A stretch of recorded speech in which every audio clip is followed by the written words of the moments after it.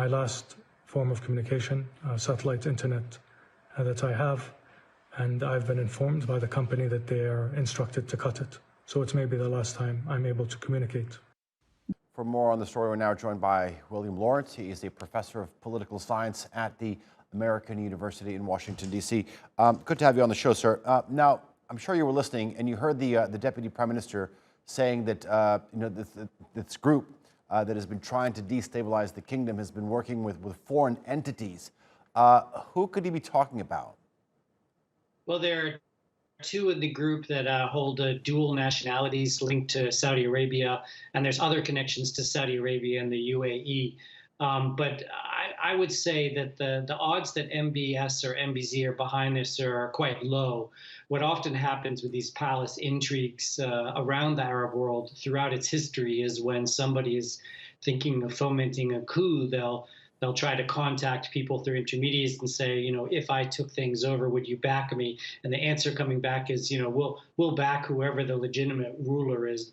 But even those contacts can then set off the ruler in place and say, well, look, there's foreign backing here. So often this is just part of the palace intrigue. The fact that Hamza himself wasn't even arrested means that the evidence is not strong of an actual coup attempt.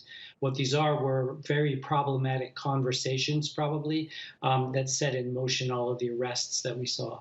On two occasions, you used the term palace intrigues. I mean, generally speaking, Jordan has been among the monarchies in the Arab world with the least amount of, visible internal turmoil. I mean, what does it say to you when we're coming out and learning more about this alleged plot against King Abdullah? Well, like in most of the Arab world, we've had a lot of, let's say, socioeconomic and political turmoil since the Arab Spring. And Jordan wasn't spared. They had significant protests, very significant by Jordanian standards. And I'm sure that the former crown prince would like to tap into this. And I'm sure there is a portion of Jordanians who are somewhat sympathetic with his anti-corruption message, which you often see in political conflicts in all these countries, that the opposition group will say, oh, well, we're against corruption. And there's usually corruption that could be pointed at. But that's usually, in the case of palace intrigues, more opportunism than otherwise. And we've seen that in a number of other Arab monarchies, because it's very unlikely that protesters in Jordan would see this former crown prince as a champion. And if you looked at the way he was dismissed, it wasn't really because of anything he had done that we know about. It was more to do with the succession within the nuclear family of the current king. But, you know, when crown princes get dismissed from their jobs, which are important for a lot of reasons, there can be a lot of resentment. So it's, again, maybe not normal for Jordan, but normal for palace intrigue, normal for monarchies, that you would have this type of chatter and resentment and activities behind the scenes to try to push envelopes. And I think that's what we saw leading up to the arrests yesterday. When you look at the country, when you look at the monarch, King Abdullah, it is strongly supported by the United States, not only the U.S., but also Europe, and in fact, Israel as well.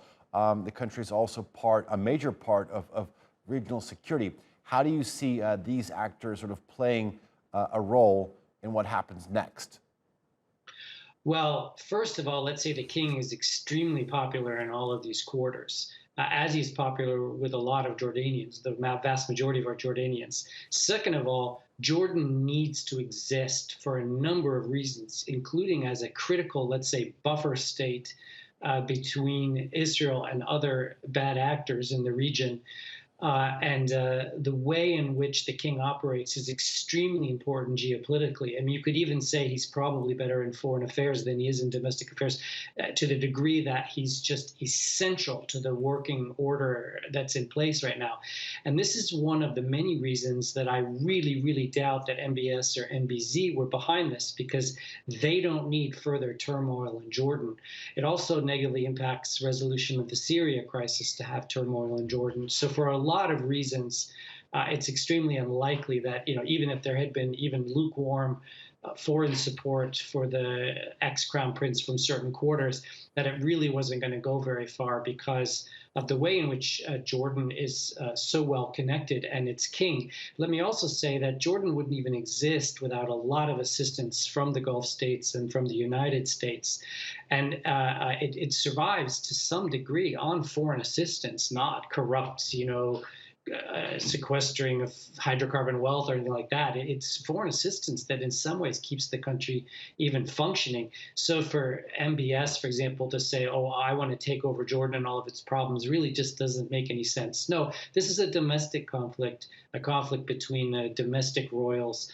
And I don't expect that we'll find out any sort of elaborate plan here for a coup, but rather the kind of chatter we often see among royals on the outs. Okay, but if this is a domestic plot, then what do you think the line of the former crown prince is going to be? Because when you look at his video, it puts him in contradiction with the official narrative. Is he going to stay like that? Well, his next move depends on him, but it would be, foolish for him to try to, go against what the monarch is saying. I mean, the monarch has not arrested him yet, but I'm sure would take stronger action if he continues to take strong actions himself. But he has thrown down the gauntlet. He's self-styling as the leader of the Jordanian opposition and someone who wants to bring down the current corrupt regime, which he says has been corrupt and getting more corrupt over the last 20 years or so. Okay. I just don't see him as the champion. And so, it's up to him what he wants to do, but I would expect him to go into exile or stay in house arrest for a long time rather than becoming some sort of champion of the Jordanian opposition. All right, Professor William Lawrence, we're going to have to leave it there. Thank you very much for your analysis. I do appreciate it.